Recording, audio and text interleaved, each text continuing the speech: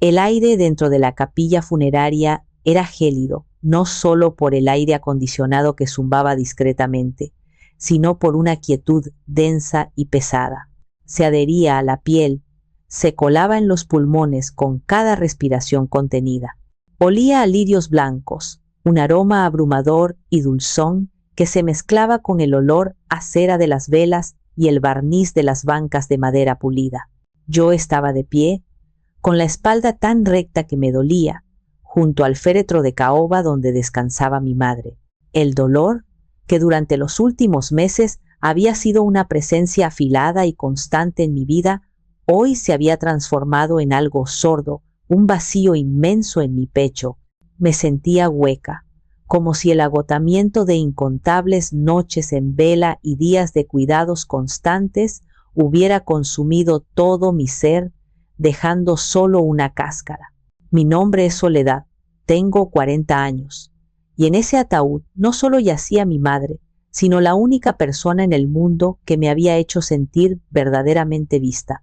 De repente, la atmósfera solemne se rompió. Un murmullo se extendió por la sala como una onda expansiva, comenzando desde las últimas filas y avanzando hacia el frente. Las cabezas se giraron, los cuchicheos rompieron el silencio respetuoso, y entonces la vi. Mi hermana Valeria. 15 años. Habían pasado 15 años desde la última vez que la había visto en persona. 15 años de llamadas esporádicas en cumpleaños, mensajes de texto breves y una distancia emocional tan vasta como el océano. Y había elegido este preciso momento, el funeral de la madre a la que abandonó, para hacer su gran reaparición. Entró en la capilla como si fuera el escenario de un teatro. Su vestido negro, aunque apropiado en color, era demasiado ceñido, demasiado caro. Unas gafas de sol de diseñador ocultaban su rostro y caminaba con un contoneo que era completamente ajeno al ambiente de duelo. Se detuvo en el centro del pasillo y se quitó las gafas con un gesto lento y estudiado, como una actriz revelando su rostro a la cámara. Sus ojos estaban secos, pero su boca se torció en una mueca que pretendía ser de dolor profundo. El espectáculo comenzó. Se deslizó hacia el féretro, sus tacones haciendo un ruido agudo y profano sobre el suelo de mármol. Y entonces se derrumbó. Sus sollozos eran ruidosos, guturales, una interpretación tan exagerada del duelo que resultaba grotesca. «Mamá, mamita, ¿por qué me dejaste?», exclamaba, sus manos con una manicura impecable apenas rozando la tapa pulida. Fue una actuación perfecta, diseñada para captar la atención y la simpatía de todos. Y funcionó. Vi a mi padre Enrique levantarse de su asiento en primera fila y correr hacia ella. La envolvió en sus brazos, susurrándole palabras de consuelo, meciéndola suavemente. La hija pródiga había regresado, y el padre corría a recibirla con los brazos abiertos.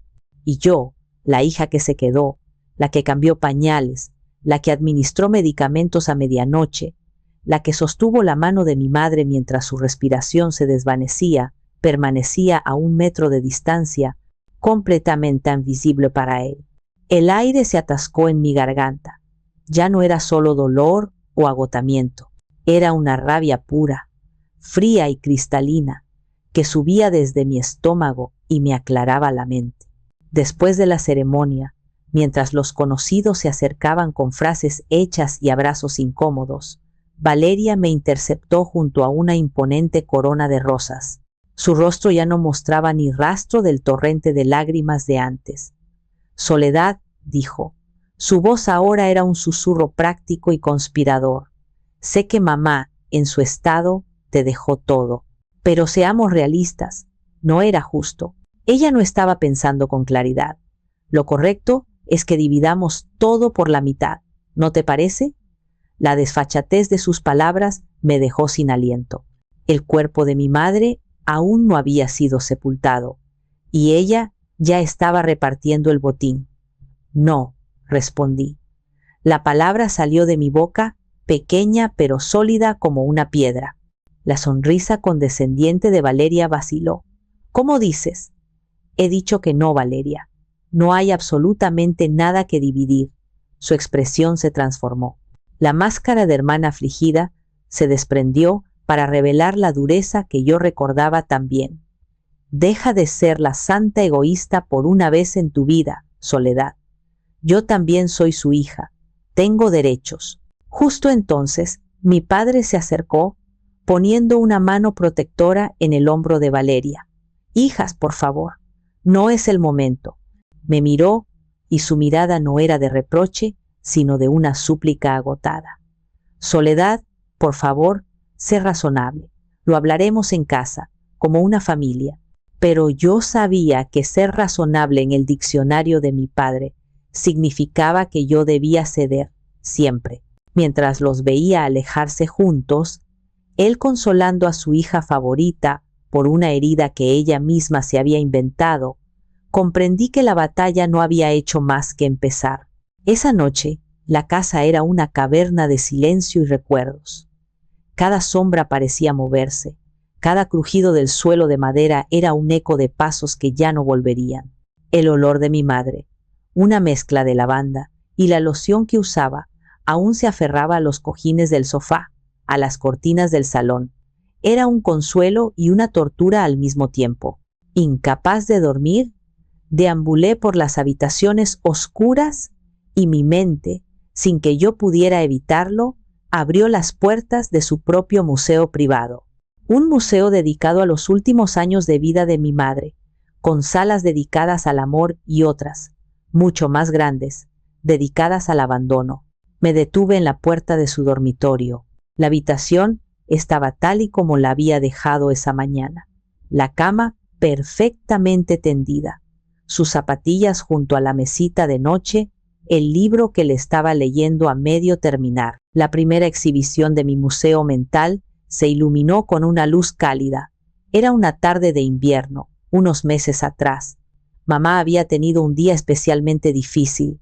El dolor la había dejado exhausta y sin apetito. Yo estaba sentada en el borde de su cama, no leyendo, no hablando, simplemente estando allí.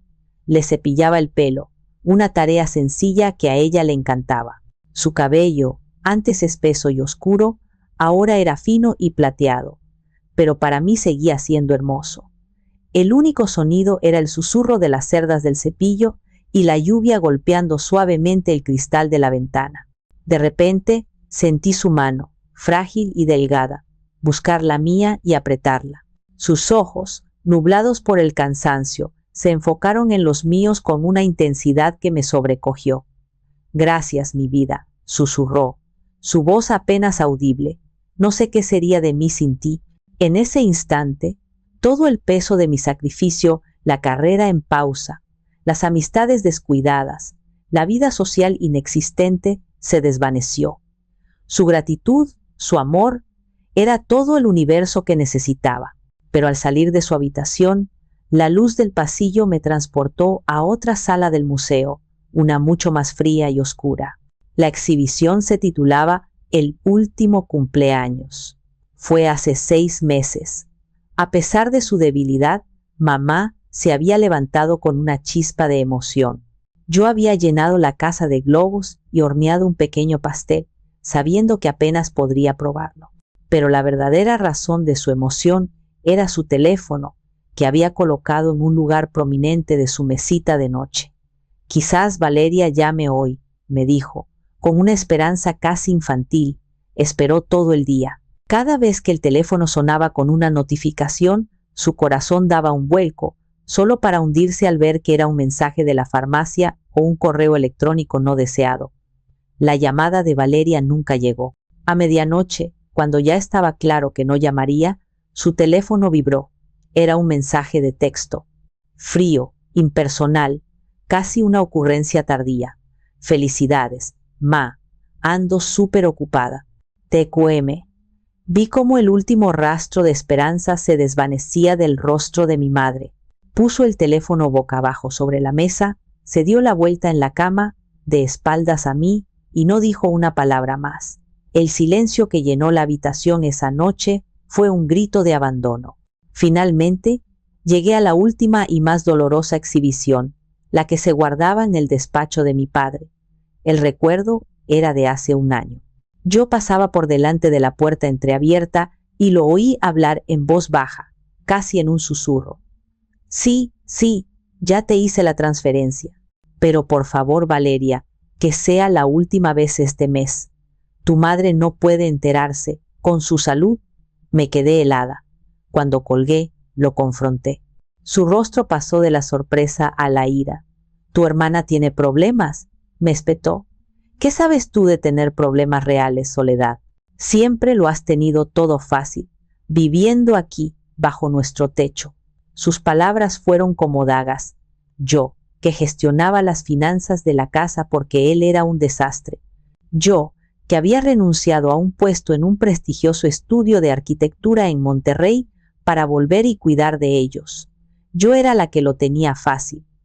Me ordenó guardar silencio, y yo, la hija obediente, guardé su secreto, añadiendo otra capa de resentimiento al muro que ya se estaba construyendo entre nosotros. De pie en el pasillo oscuro de mi casa, entendí con una claridad brutal que el abandono de Valeria no fue un acto aislado. Fue un patrón, uno que mi padre había permitido y financiado en secreto.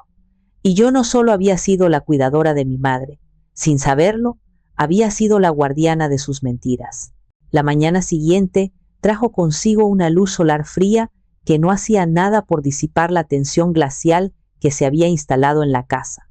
Encontré a mi padre en la cocina, sentado a la mesa con una taza de café humeante que no había tocado. Tenía la mirada perdida en el jardín, pero su postura era rígida.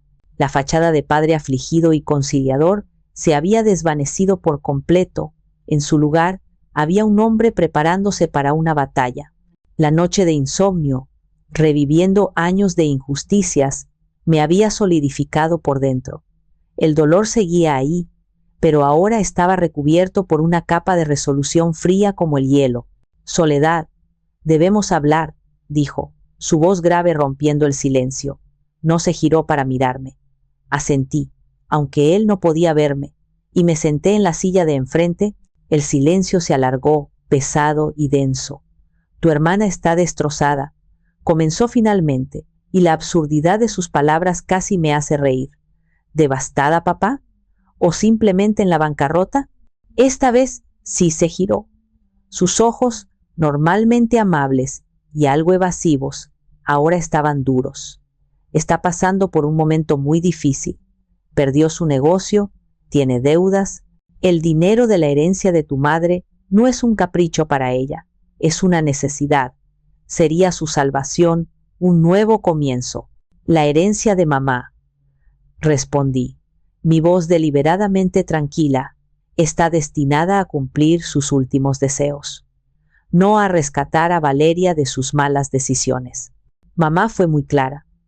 Quería crear una fundación a su nombre, donar a la beneficencia, becar a jóvenes estudiantes. Él me cortó, su mano golpeando la mesa con una fuerza que hizo temblar las tazas. Tu madre no estaba pensando con claridad. Estaba enferma, Soledad, por el amor de Dios. Vivía nublada por la morfina y docenas de otras pastillas. Era la misma línea de ataque, la misma mentira ensayada que Valeria había usado. El pensamiento de que se habían sentado juntos a planear cómo profanar la memoria de mi madre me revolvió el estómago. He consultado a un abogado, continuó, bajando la voz a un tono más siniestro, más calculador. Un buen abogado. Y me ha confirmado que el testamento es extremadamente vulnerable. Con un testimonio adecuado sobre su estado mental en las últimas semanas, cualquier juez lo anularía. Mi sangre se heló. ¿Un testimonio adecuado? ¿Te refieres a tu testimonio? ¿Al de su esposo?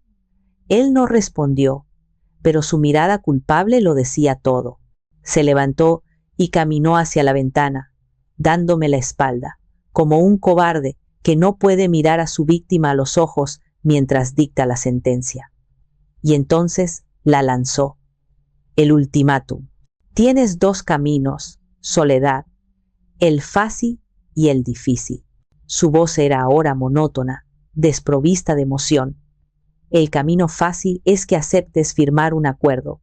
Le cedes a tu hermana el 50% del patrimonio.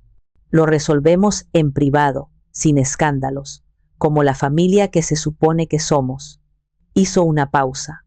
El camino difícil es que te niegues. Y si te niegas, me veré obligado a unirme a la demanda de Valeria. Subiré a un estrado, bajo juramento, y testificaré que mi esposa, tu madre, no estaba en su sano juicio cuando firmó ese testamento. Testificaré que la presionaste, que te aprovechaste de su debilidad. Se giró para enfrentarme.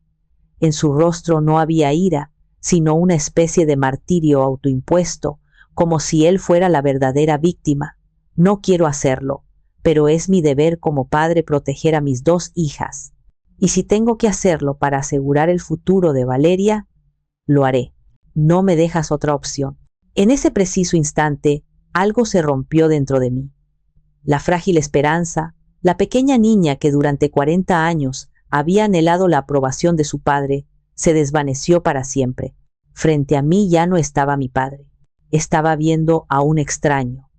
Un hombre dispuesto a cometer perjurio, a destruir la reputación de su esposa muerta y a tildar a su hija leal de manipuladora, todo para apaciguar su propia culpa y ceguera. Entiendo, dije, y mi propia voz me sonó lejana, como si viniera de otra habitación. Has dejado tu posición perfectamente clara.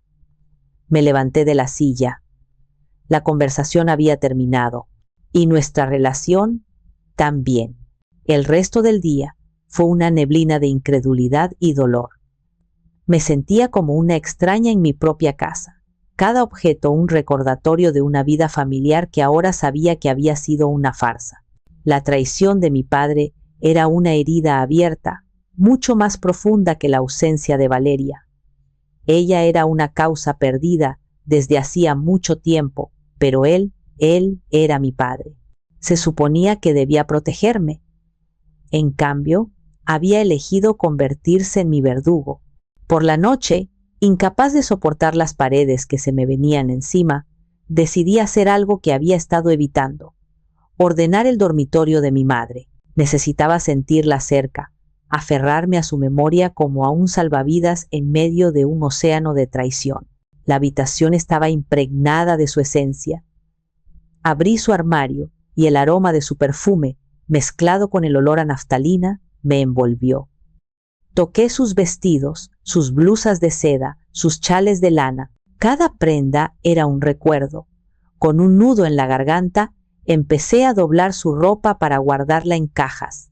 Fue un ritual lento, metódico, doloroso, mientras vaciaba el último cajón de su cómoda, lleno de pañuelos y guantes. Mis dedos tropezaron con algo duro bajo el forro de papel.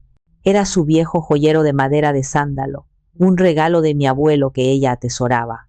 No contenía joyas de gran valor, solo bisutería sentimental, un broche de plata que había perdido una piedra, los pendientes de perlas que usó en su boda, pequeñas fotos de carnet de Valeria y mías, cuando éramos niñas con coletas y sonrisas sin dientes. Me senté en el suelo y lo abrí. La pequeña bailarina del interior ya no giraba, pero la caja todavía olía débilmente a madera y a los perfumes de mi madre. Removí las piezas con cuidado, recordando las historias detrás de cada una. Y entonces lo noté. El forro de terciopelo rojo del fondo parecía ligeramente levantado en una esquina. Tiré de él con curiosidad. Debajo había un pequeño compartimento secreto que nunca había sabido que existía. Y dentro, 2 objetos: una pequeña y anticuada llave dorada y una nota doblada en 4. Mi corazón dio un vuelco. La caligrafía de la nota era la de mi madre, pero temblorosa, la escritura de sus últimos meses. La desdoblé con manos temblorosas. Caja de seguridad, numeral 713. Oficina del licenciado Mateo. Confía en él. Te quiero, mamá. El licenciado Mateo, el viejo amigo y abogado de mi madre. Un hombre de la vieja escuela, íntegro, leal y discreto. Sentí una oleada de esperanza, la primera en días. Mi madre, incluso en su enfermedad, había estado un paso por delante de ellos. Había estado preparando algo. A la mañana siguiente, fui la primera persona en llegar a su despacho en el centro de la ciudad. El licenciado Mateo, un hombre de pelo blanco y ojos amables pero penetrantes, me recibió con un abrazo paternal. Soledad, querida, te estaba esperando, dijo, como si supiera exactamente por qué estaba allí. Tu madre me dijo que, si las cosas se ponían feas, vendrías. Lo conduje a su oficina, un santuario de tranquilidad lleno de libros de derecho y retratos antiguos. Le entregué la llave y la nota. Él asintió gravemente. Se dirigió a una imponente caja fuerte oculta detrás de un cuadro de paisajes. La abrió y, usando la llave que le di, extrajo una pequeña caja de metal. La depositó sobre su escritorio de caoba con un sonido sordo y definitivo. Tu madre me hizo custodiar esto hace 4 meses, explicó. Dijo que eran su póliza de seguro, su última voluntad y su testamento de verdad. Abrió la caja. Dentro, protegido por una bolsa de plástico, había un sobresellado con lacre. Al entregármelo, sentí su peso en mi mano. Era mucho más que papel, era esperanza, era justicia, era la voz de mi madre, a punto de hablar desde la tumba. Lo que sea que haya ahí dentro, Soledad, dijo Mateo con seriedad, úsalo con sabiduría. Volví a mi coche, con el sobre en el asiento del copiloto como si fuera un tesoro. No sabía qué contenía, pero sabía una cosa. Mi madre no me había dejado indefensa, me había dejado un arma, y yo estaba a punto de aprender a usarla. Conduje sin rumbo fijo durante casi 1 hora con el sobre sellado en el asiento del copiloto. No quería volver a casa, a la atmósfera envenenada por la traición de mi padre. Finalmente, aparqué frente a un pequeño parque, un lugar al que mi madre y yo solíamos ir. Con el motor apagado y el único sonido del viento susurrando entre los árboles, rompí el sello de lacre con manos temblorosas. Dentro, como había predicho, había una carta y una memoria USB. La carta era la primera que abrí. Mi Soledad, mi niña valiente, comenzaba su caligrafía. Cada trazo era un eco de su voz, y las lágrimas brotaron de mis ojos antes de terminar la primera línea. Si estás leyendo esto, significa que mis peores temores se han hecho realidad, que la codicia de tu hermana y la imperdonable debilidad de tu padre han intentado borrar mi última voluntad. No te enfades con tu padre, mi amor, o al menos intenta no hacerlo. Compadécete de él. Su culpa por cómo crió a Valeria es una cadena que lo ha arrastrado toda su vida y lo seguirá haciendo. Y no le temas a tu hermana. El miedo es el arma de los matones y la verdad es tu escudo. Este video que te dejo es mi verdad. Es mi voz cuando yo ya no pueda hablar. Úsala para protegerte. Úsala para ser libre. Te amo más de lo que las palabras pueden expresar.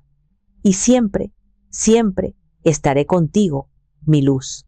Apreté la carta contra mi corazón, sollozando, una mezcla de dolor por su ausencia y una inmensa gratitud por su amor previsor. Ella me conocía tan bien, sabía que necesitaría este empujón, este permiso para luchar. Después de unos minutos, saqué mi portátil del maletín y, con una nueva determinación, inserté la memoria USB. Un único archivo de video apareció. Para Soledad, AM4. Hice doble clic. La imagen de mi madre llenó la pantalla. Estaba en su sillón favorito, junto a la ventana del salón. La luz de la tarde la envolvía, suavizando las líneas de su rostro cansado. Estaba más delgada de lo que permitía que mi memoria recordara, pero sus ojos eran faros de lucidez. No había rastro de confusión ni de debilidad mental, solo una claridad y una fuerza que me dejaron sin aliento. Hola, mi Soledad, comenzó, su voz un poco ronca pero firme. Una sonrisa triste pero amorosa se dibujó en sus labios. Si estás viendo esto, es porque ya no estoy ahí para protegerte, así que tuve que encontrar otra manera, una más permanente. Se aclaró la garganta y su expresión se tornó seria, como si se dirigiera a un tribunal invisible. Estoy grabando este mensaje hoy, 18 de marzo de 2025, para que conste ante cualquier autoridad que estoy en pleno y absoluto uso de mis facultades mentales. Mi cuerpo está débil, pero mi mente está clara. Y mi decisión también. Hizo una pausa, mirando directamente a la lente, y sentí que me miraba a mí.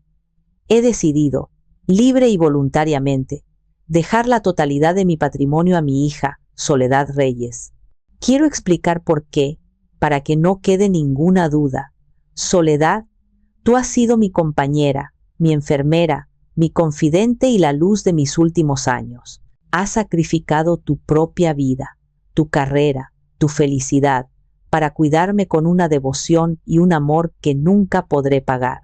Todo lo que poseo es tuyo por derecho, ganado con cada noche en vela, con cada palabra de consuelo, con cada acto de amor. Las lágrimas volvían a correr, pero esta vez eran de una profunda y sanadora validación. Entonces, el tono de mi madre cambió, se enderezó en su asiento y una dureza de acero se apoderó de sus facciones. Ahora, hablemos de Valeria. El nombre sonó como una sentencia. Sé que volverá y sé que vendrá a reclamar lo que cree que le pertenece. Y sé que tu padre, en su eterna y trágica debilidad, la apoyará. Respiró hondo. La razón por la que Valeria se fue de esta casa hace 15 años no es la historia de rebeldía que todos conocen. No se fue a encontrarse a sí misma, huyó. Mi corazón se detuvo. El video terminó abruptamente ahí, en ese cliffhanger devastador. Me di cuenta de que era una versión editada.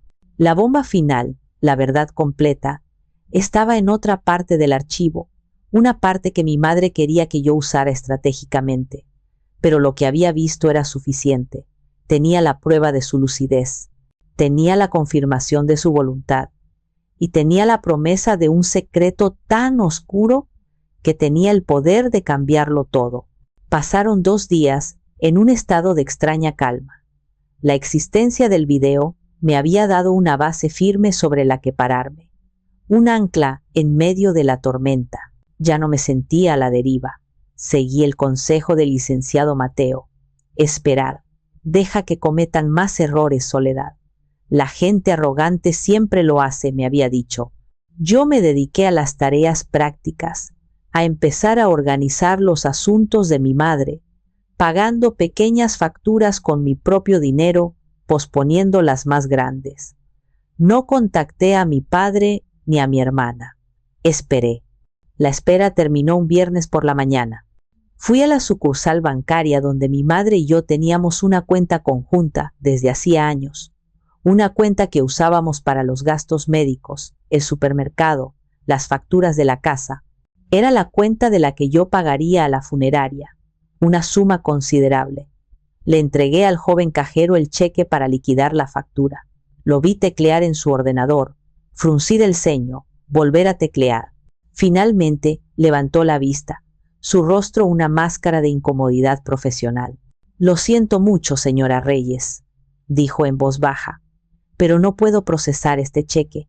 La cuenta ha sido bloqueada. Sentí un frío repentino, a pesar del calor de la sucursal. ¿Bloqueada? ¿Qué quiere decir? Hay fondos más que suficientes. El joven se inclinó hacia la ventanilla.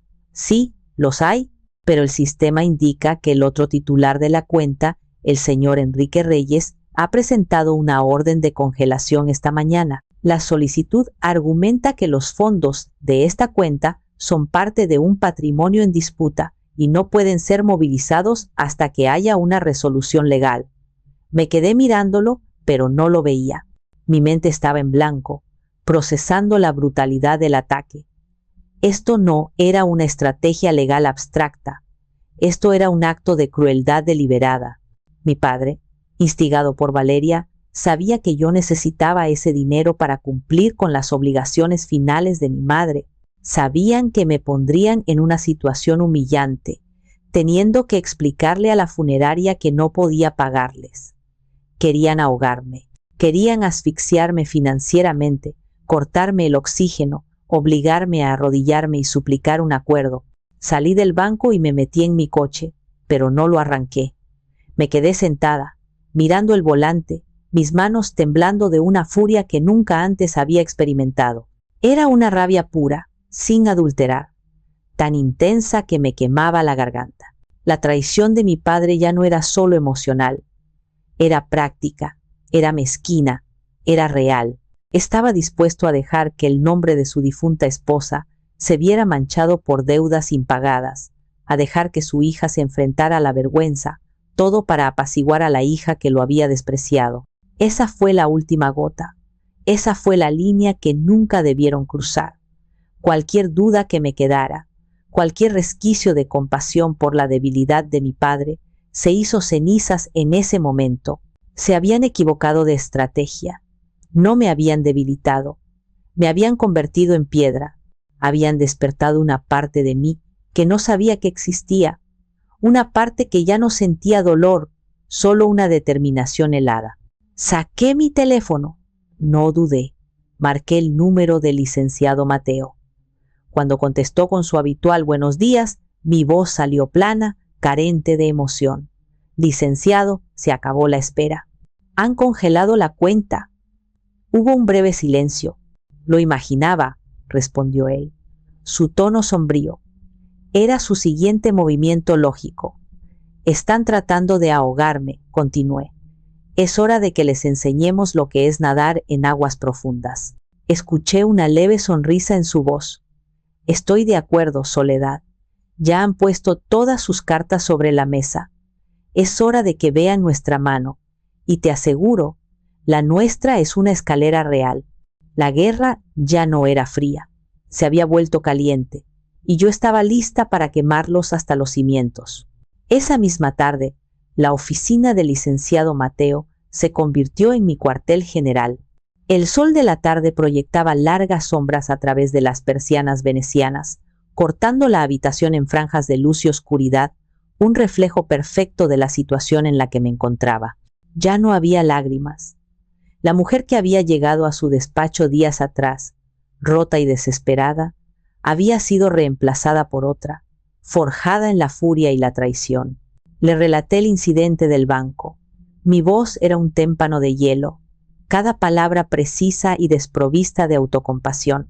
Él escuchó, sus manos entrelazadas sobre el escritorio de caoba, su rostro una máscara de profunda concentración.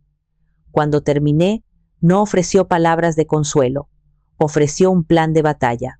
Es una táctica de intimidación, Soledad, dijo, su voz resonando con la autoridad de décadas de experiencia mezquina y predecible. Quieren que te sientas acorralada, que creas que tus recursos son limitados y que tu única salida es rendirte. Pero están cometiendo un error fatal, están subestimando a tu madre. Se levantó y se dirigió a la gran estantería de libros que cubría una pared entera. No sacó un libro de leyes, sacó una carpeta de cuero grueso, de un color burdeos, con las iniciales BR, grabadas en oro. Tu madre no solo era mi clienta, Soledad, era una de mis mejores amigas. Y durante los últimos 6 meses de su vida, cuando vio hacia dónde se dirigía todo esto, trabajamos juntos, no solo en su defensa, sino en tu contraofensiva. Depositó la carpeta sobre el escritorio con un sonido sordo y la abrió. Era un arsenal. Tu madre sabía que intentarían argumentar que no estaba en su sano juicio, explicó, mostrándome la primera sección. Contenía no solo las 3 evaluaciones psiquiátricas que ya conocía, sino también una declaración jurada de su oncólogo principal, detallando cómo los medicamentos que tomaba afectaban su cuerpo, pero no su claridad mental. Había también una carta firmada por el director del club de lectura al que mi madre asistía, testificando su participación lúcida y perspicaz en las discusiones hasta 2 semanas antes de su muerte. Pasó a la siguiente sección. Sabía que Valeria se pintaría como la hija abandonada y desconsolada. Me mostró un registro meticuloso, compilado por la propia secretaria de Mateo, de cada intento de comunicación de mi madre con Valeria durante los últimos 2 años. Decenas de llamadas no devueltas, mensajes de voz ignorados, correos electrónicos leídos pero sin respuesta. Esto, dijo Mateo, destruye la narrativa de la hija doliente. Demuestra un patrón de abandono cruel y sistemático. Luego, la estocada final de esa sección. Y esto es algo que ni siquiera tú sabías. Me mostró copias de varias transferencias bancarias internacionales. No eran de mi padre a Valeria, sino de una cuenta de Valeria a casinos en línea y prestamistas de dudosa reputación. Tu madre contrató a un investigador privado, Soledad. Sabía que Valeria estaba en problemas, pero quería saber la verdad. No era un negocio fallido, eran deudas de juego. Está ahogada en deudas. Finalmente, señaló la memoria USB que yo le había entregado. Y esta, dijo con una gravedad que me puso la piel de gallina, es la pieza central. La verdad que tu madre guardó como un arma de último recurso. Me sentí abrumada por la meticulosidad, la inteligencia estratégica de mi madre. Incluso mientras su cuerpo la traicionaba, su mente había estado luchando por mí, tejiendo una red legal inexpugnable. Yo no estaba sola, nunca lo había estado. El espíritu de mi madre estaba allí mismo, en esa carpeta, en cada documento, en cada prueba. Era un ejército de una sola mujer. ¿Cuál es el plan entonces?, pregunté, mi voz llena de una nueva y feroz confianza. Mateo sonrió, una sonrisa que no llegó a sus ojos, una sonrisa de depredador. El plan, Soledad, es dejar de ser la presa. Vamos a convertirnos en los cazadores. Les tenderemos una trampa y ellos, en su arrogancia, caminarán directamente hacia ella. El plan del licenciado Mateo no era simplemente una estrategia legal, era una obra de teatro en 3 actos, diseñada para desmantelar psicológica y legalmente a mis adversarios. No vamos a esperar a que nos demanden, Soledad. Eso es reactivo. Seremos proactivos. Controlaremos el tiempo, el lugar y, lo más importante, la narrativa, me explicó, mientras caminaba por su oficina, lleno de una energía que desmentía su edad. Vamos a obligarlos a venir a nuestro terreno, un terreno que habremos minado cuidadosamente. La estrategia, como me la expuso, era brillante en su simplicidad y en su crueldad calculada. Se basaba en explotar su mayor debilidad, su arrogancia. El primer acto de nuestra obra fue la llamada. El licenciado Mateo, adoptando un tono que él describió como gravemente preocupado y profundamente decepcionado, contactó al abogado de Valeria, el licenciado Bravo. No lo amenazó, no discutió, expresó su inmensa tristeza por la escalada de hostilidades, refiriéndose a la congelación de la cuenta como un acto de agresión que la propia señora Reyes, una mujer de paz, jamás habría aprobado. Pintó un cuadro de una familia al borde de la autodestrucción, de un escándalo que mancharía el respetado apellido Reyes para siempre, y entonces, con la habilidad de un maestro pescador, lanzó el cebo. Mire, licenciado Bravo, dijo Mateo, su voz bajando a un susurro confidencial.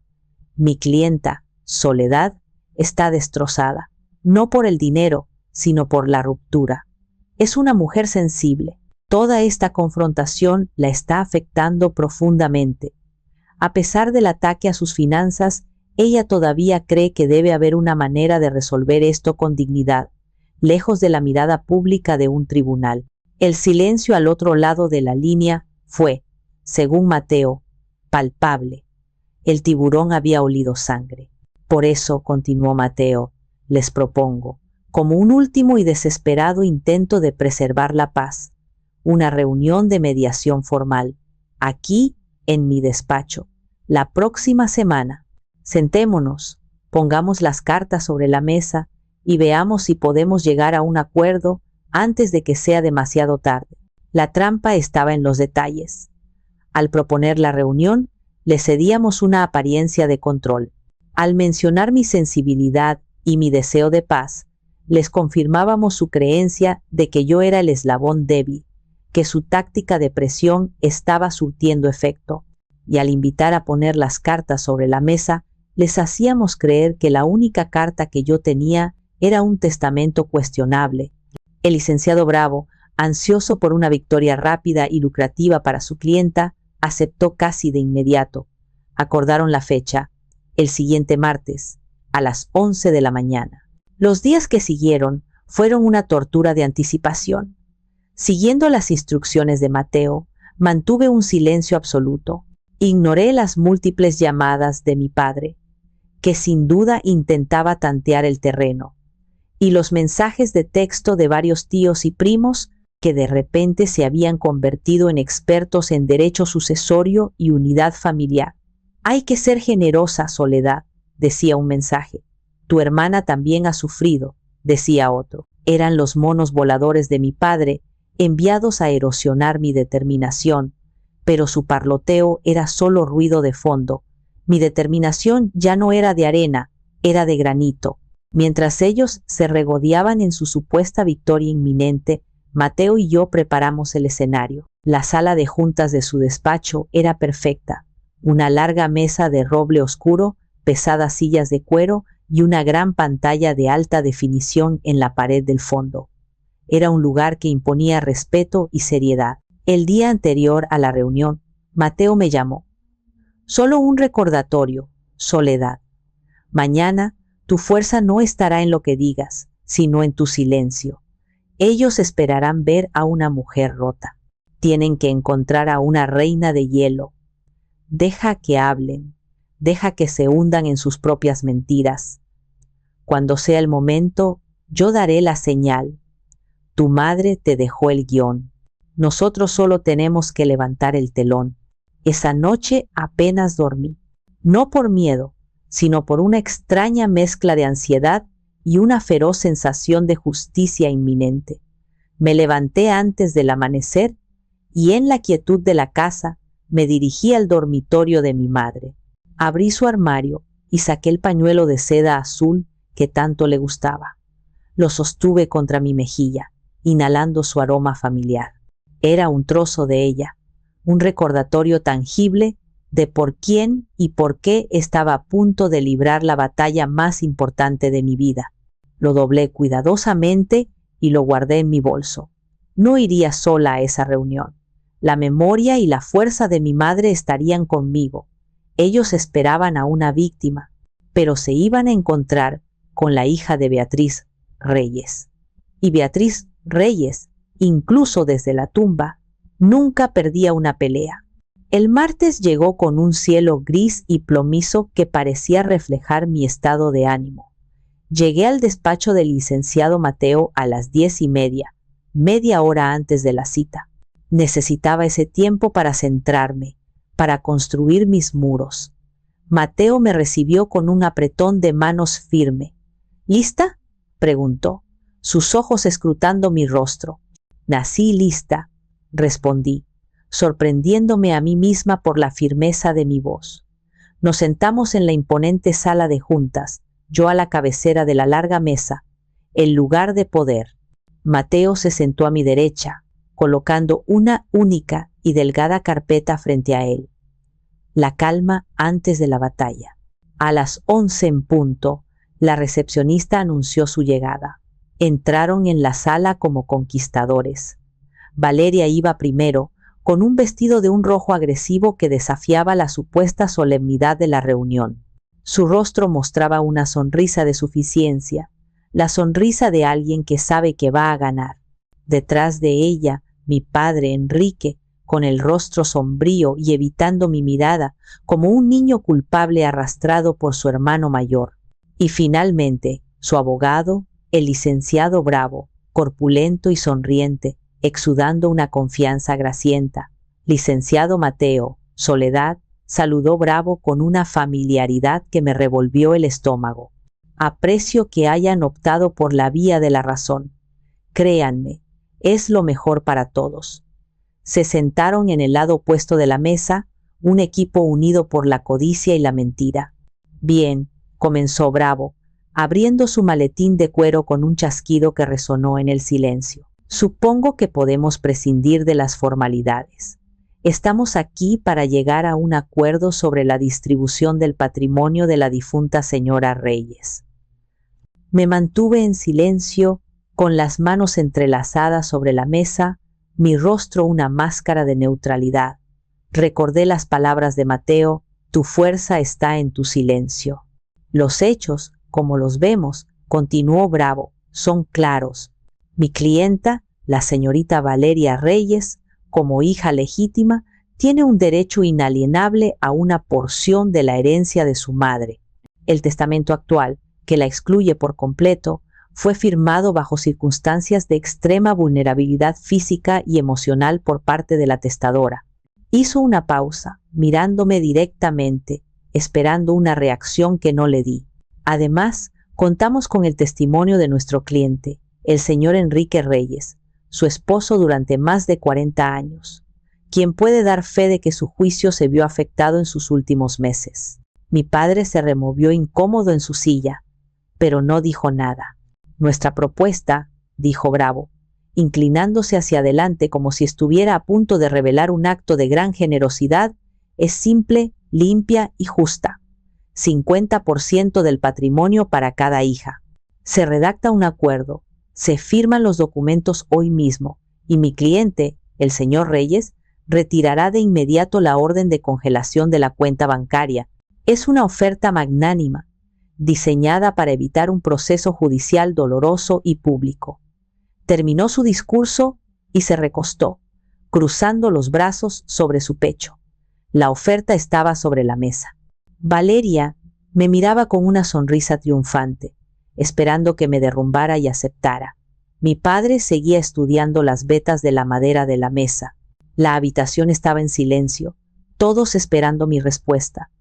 Sentí el contorno del pañuelo de mi madre en mi bolso. Inspiré profundamente. Era el turno de Mateo.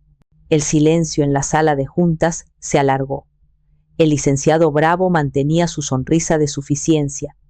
Valeria me miraba con impaciencia, y mi padre parecía querer fundirse con su silla. Finalmente, el licenciado Mateo, que había permanecido impasible durante todo el discurso, se aclaró la garganta. El sonido, aunque suave, pareció un trueno en la quietud. Agradezco su elocuencia, licenciado Bravo. Comenzó, su voz era tranquila, casi académica, y aprecio la magnanimidad de su oferta. La forma en que pronunció la palabra magnanimidad, con una pausa casi imperceptible, la despojó de todo su significado y la vistió de sarcasmo. Sin embargo, continuó. Toda su argumentación parece descansar sobre un pilar fundamental, una premisa que dan por sentada, la suposición de que la capacidad mental de mi difunta clienta, la señora Beatriz Reyes, estaba de alguna manera comprometida. Bravo hinchó el pecho. No es una suposición, es un hecho que estamos dispuestos a probar. Contamos con el testimonio crucial de su propio esposo. Un testimonio que, de ser presentado en un tribunal, constituiría un claro caso de perjurio.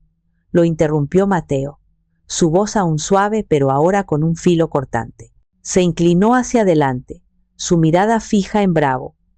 Y tengo la sensación de que ni usted ni su cliente, el señor Reyes, son conscientes de la gravedad de esa acusación.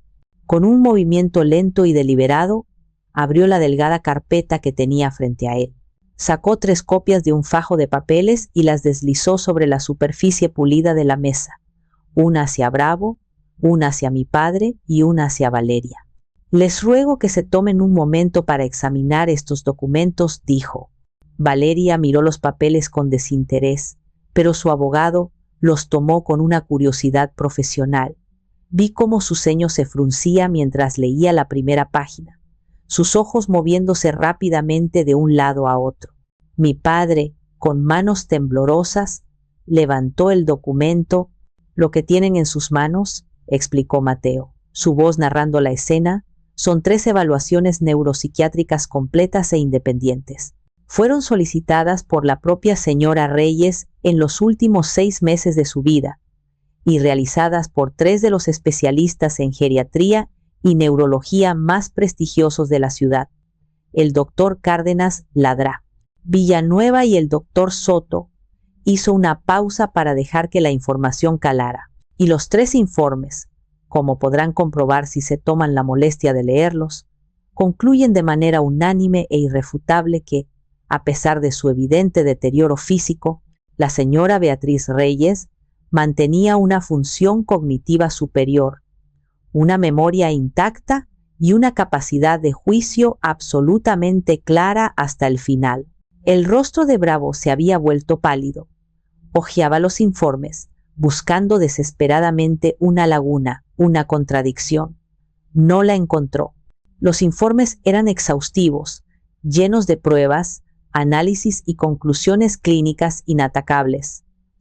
Pero eso no es todo, añadió Mateo, como si fuera una ocurrencia tardía. Abrió su propia carpeta de nuevo. Tenemos también una declaración jurada de la enfermera jefe que la atendió a domicilio, corroborando las conclusiones de los médicos. Y, por supuesto, el testimonio del notario público que presenció la firma del testamento, quien también puede dar fe, bajo juramento, de la perfecta lucidez y determinación de la señora Reyes en ese momento. Se recostó en su silla, el gesto final de un jugador de ajedrez que acaba de anunciar un jaque del que no hay escapatoria. Así que, como comprenderá, licenciado Bravo, cualquier intento de impugnar este testamento basándose en la incapacidad mental no solo está destinado al fracaso, sino que expondría a sus clientes a graves consecuencias legales por falso testimonio y fraude procesal. Valeria miró a su abogado, el pánico comenzando a reemplazar la arrogancia en sus ojos. Pero, mi padre, él es su esposo, exclamó, como si el lazo familiar pudiera anular la evidencia médica. Mateo dirigió su mirada, fría y penetrante, hacia mi padre por primera vez. ¿Usted, señor Reyes?, preguntó. Su voz era ahora un bisturí. ¿Está realmente dispuesto a sentarse en un estrado, con la mano sobre la Biblia, y jurar que su esposa durante más de 40 años estaba senil, contradiciendo la abrumadora evidencia de 3 especialistas? ¿Está dispuesto a cometer perjurio por esto? Mi padre se hundió en su asiento. Su rostro era un mapa de vergüenza y derrota. No pudo sostener la mirada de Mateo.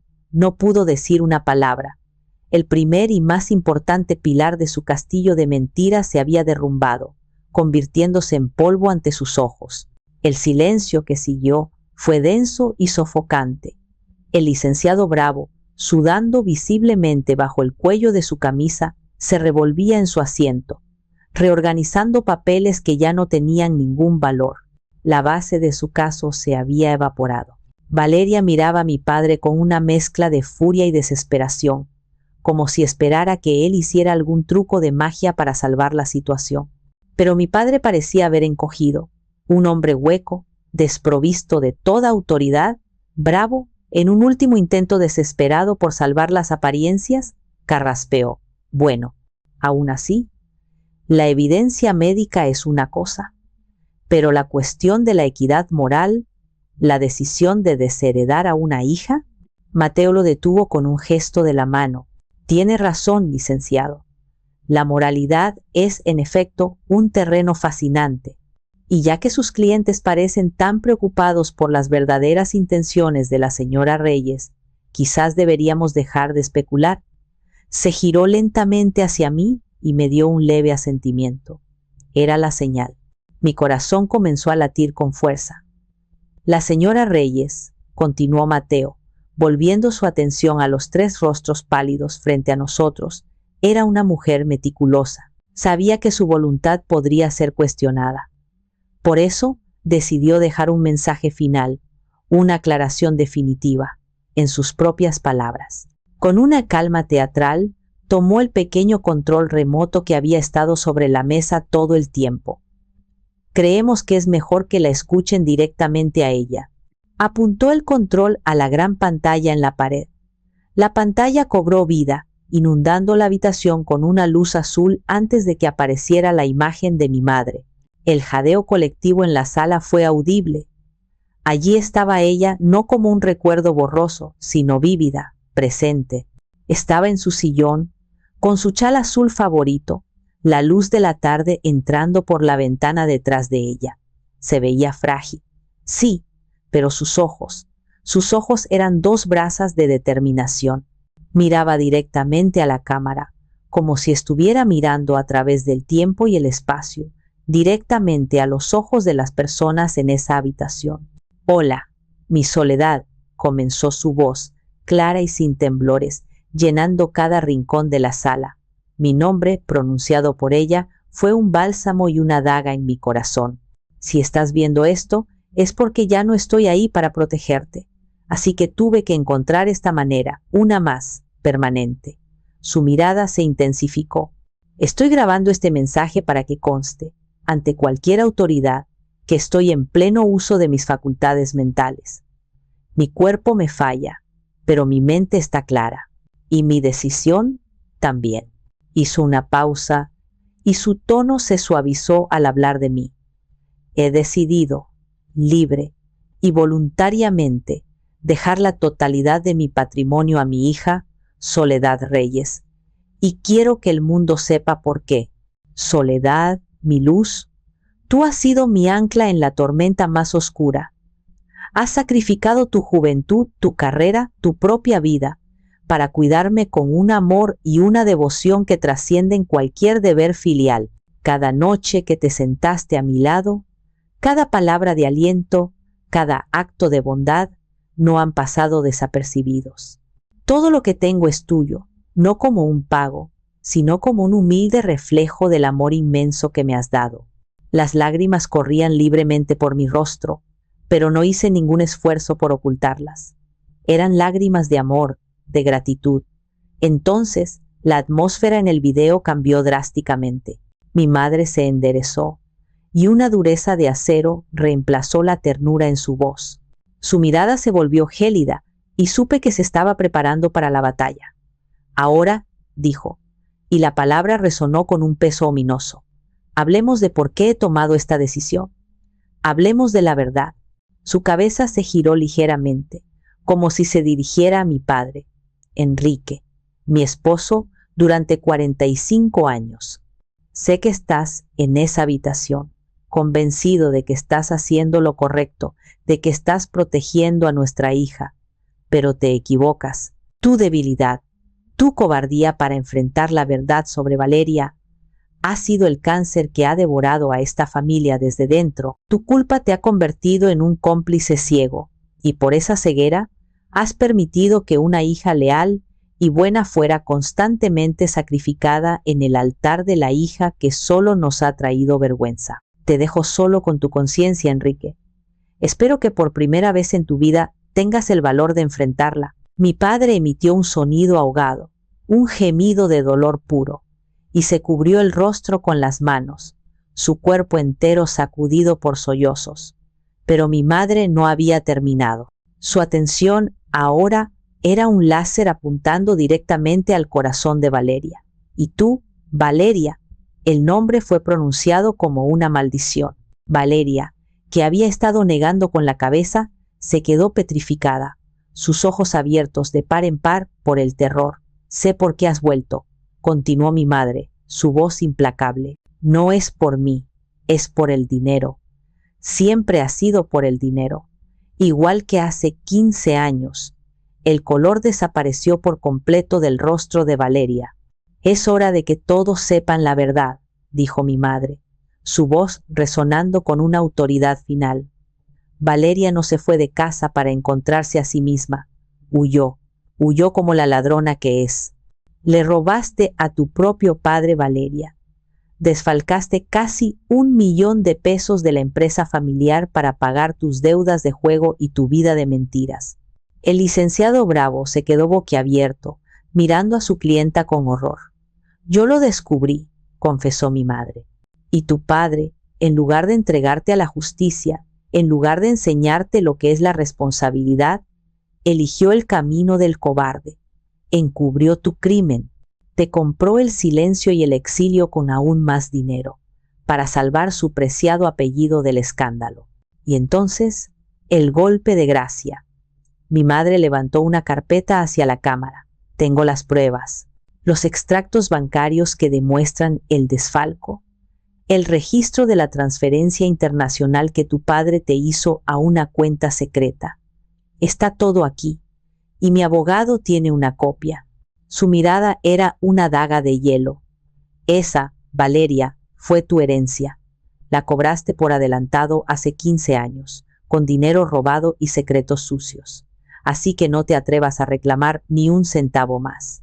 No te atrevas a manchar mi memoria con tus mentiras. No te atrevas a hablar en mi nombre nunca más.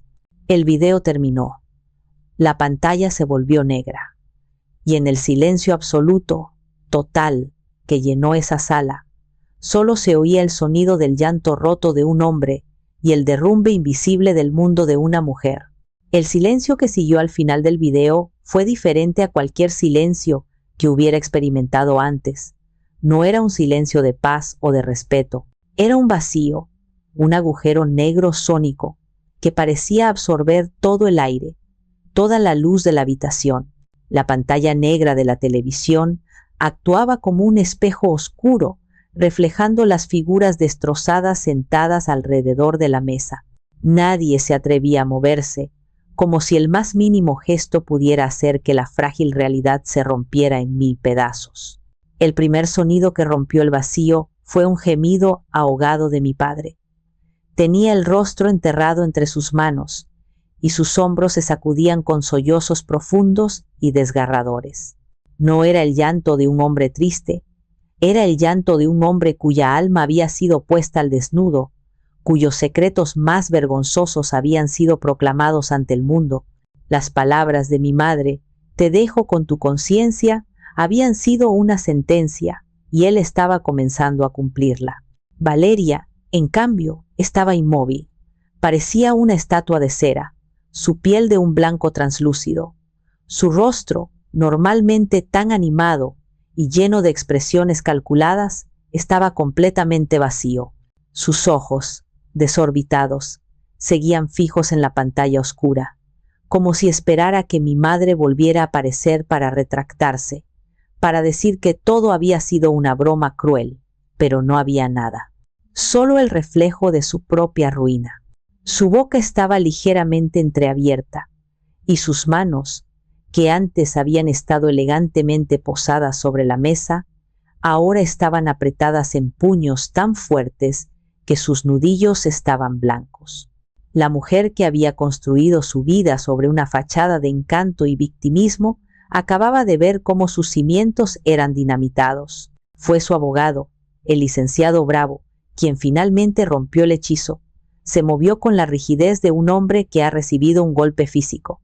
Se aclaró la garganta, pero el sonido salió ronco y débil. Miró a sus clientes, 2 náufragos en un mar de vergüenza, y luego su mirada se cruzó con la del licenciado Mateo. No había hostilidad en su rostro, solo una especie de asombro resignado, el reconocimiento de un profesional que ha sido superado de una manera tan completa y devastadora que solo cabe la rendición. Sin decir una sola palabra, comenzó a guardar sus documentos en su maletín. Sus movimientos eran lentos, metódicos, el ritual de un soldado rindiéndose. Creo, comenzó, su voz apenas un susurro. Creo que esta reunión ha concluido. Se levantó, y el simple acto de ponerse de pie pareció requerir un esfuerzo inmenso. Le dio un ligero toque en el hombro a Valeria, un gesto torpe para sacarla de su estupor. Ella no reaccionó. Luego se acercó a mi padre. Enrique, debemos irnos, dijo suavemente. Con dificultad, ayudó a mi padre a levantarse. Mi padre no se resistió. Era como un muñeco de trapo, sin voluntad propia. Lo guió hacia la puerta. Valeria finalmente se movió. Se levantó de su silla, pero sus piernas parecieron fallarle por un instante y tuvo que apoyarse en la mesa. Siguió a su padre y a su abogado como una sonámbula. Justo en el umbral de la puerta se detuvo. Giró la cabeza lentamente y sus ojos, vacíos y oscuros, se encontraron con los míos. Durante un largo segundo nos miramos a través de la sala. Yo esperaba ver odio, ira, resentimiento, pero no vi nada de eso. Solo vi un vacío inmenso, un desierto de aniquilación.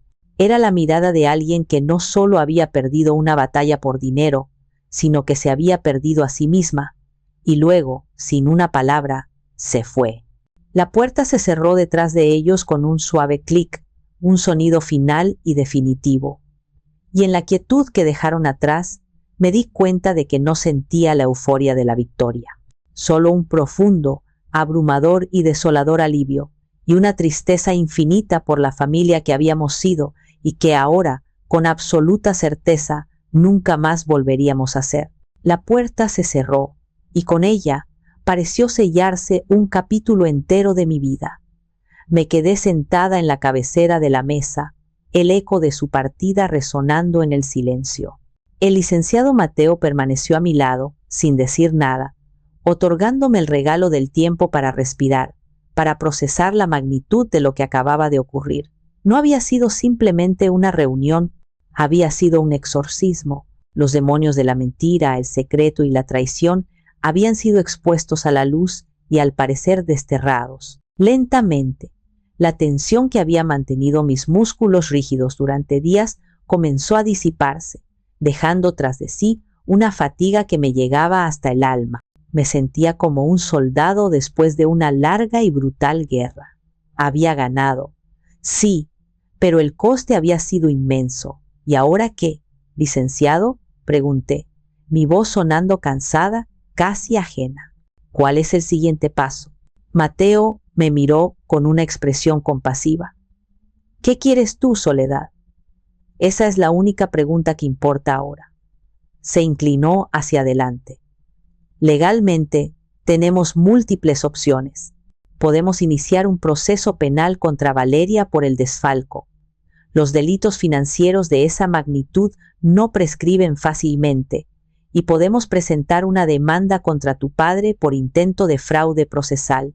Tenemos todas las de ganar en ambos casos. Consideré sus palabras. Una parte de mí, la parte que había sido herida, humillada y traicionada, clamaba por justicia. Quería que Valeria enfrentara las consecuencias legales de sus actos, que aprendiera por las malas que las acciones tienen un precio. Quería que mi padre se enfrentara a la humillación pública de su intento de perjurio. Quería que pagaran, pero entonces la imagen del rostro de mi madre en el video volvió a mi mente. Su objetivo no había sido la venganza, había sido la verdad. Su meta no era encarcelar a una hija, sino liberar a la otra. Quería que yo estuviera a salvo, no que me viera envuelta en años de litigios rencorosos que solo servirían para mantener vivas las heridas. No, respondí finalmente, y la palabra salió con una certeza que me sorprendió. No quiero nada de ellos, no quiero su dinero, no quiero su arrepentimiento. Ciertamente no quiero su castigo. Lo único que quiero de ellos es mi paz. Suspiré profundamente, sintiendo como si me quitara un peso de encima. Solo quiero que desaparezcan de mi vida, para siempre. Mateo asintió lentamente, una sonrisa de aprobación iluminando su rostro. Esa es la decisión de una mujer sabia. Soledad. La venganza es una prisión en la que uno se encierra voluntariamente.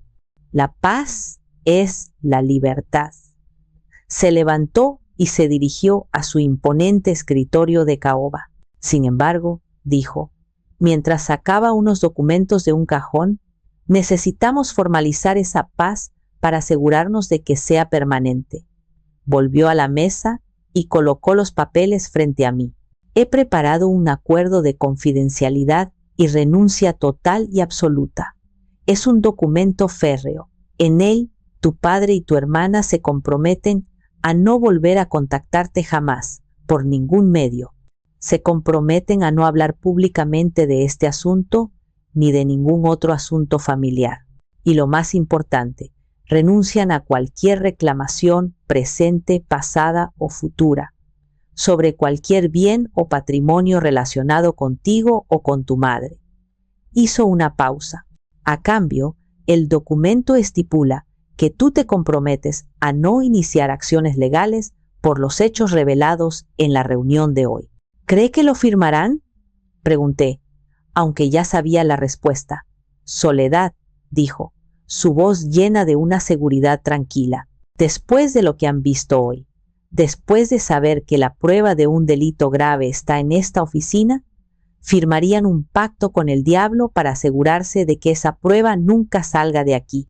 Les hemos quitado todo, sí, pero también les hemos ofrecido la única cosa que les queda por desear, el olvido, y así fue. Esa misma tarde, un mensajero de la firma de Mateo entregó el acuerdo en el despacho del licenciado Bravo. A la mañana siguiente, a primera hora, el documento fue devuelto, con las 2 firmas estampadas en la última página. No hubo llamadas, ni negociaciones, ni un solo cambio. Solo 2 rúbricas temblorosas que actuaban como el punto final de la historia de mi familia. Sostuve el papel en mis manos. No sentí alegría, solo la fría y dura finalidad de una puerta que se cierra para no volver a abrirse jamás.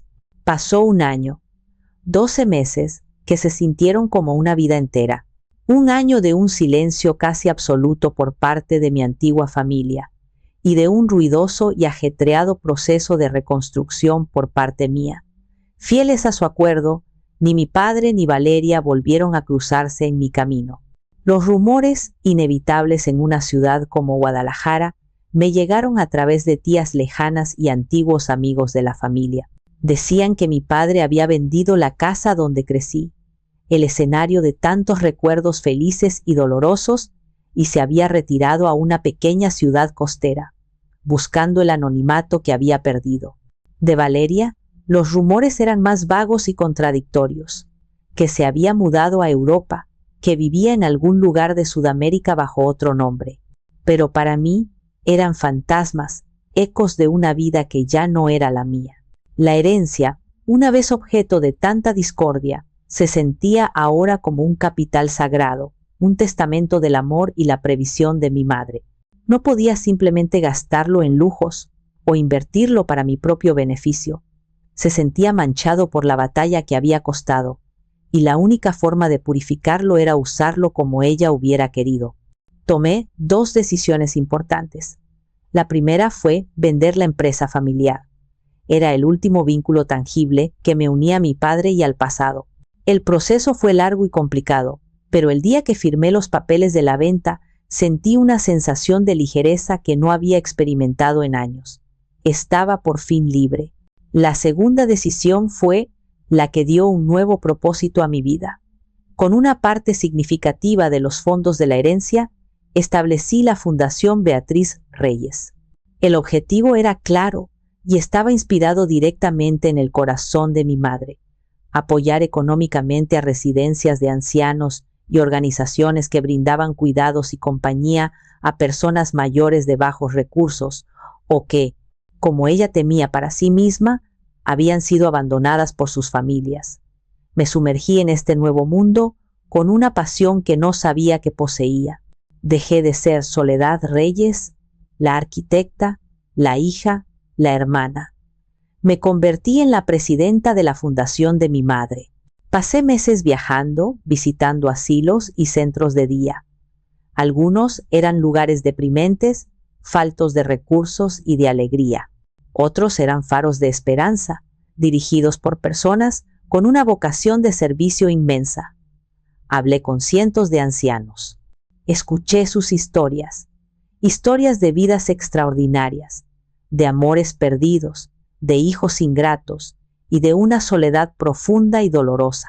En cada par de ojos arrugados, en cada mano temblorosa que sostenía la mía, veía un reflejo de mi madre. Veía el miedo que ella había tenido al abandono y veía la fuerza y la dignidad con la que enfrentaban sus últimos años. Cada proyecto que financiaba la fundación, la renovación de una sala común, la compra de nuevos equipos médicos, la financiación de programas de terapia con música o arte, era un ladrillo en el nuevo edificio de mi vida. Estaba transformando un legado de secretos y dolor en un legado tangible de compasión y servicio. El dinero, que había sido un arma en una guerra familiar, se convertía ahora en una herramienta para aliviar el sufrimiento ajeno. Y en ese proceso de dar, descubrí que también yo estaba sanando.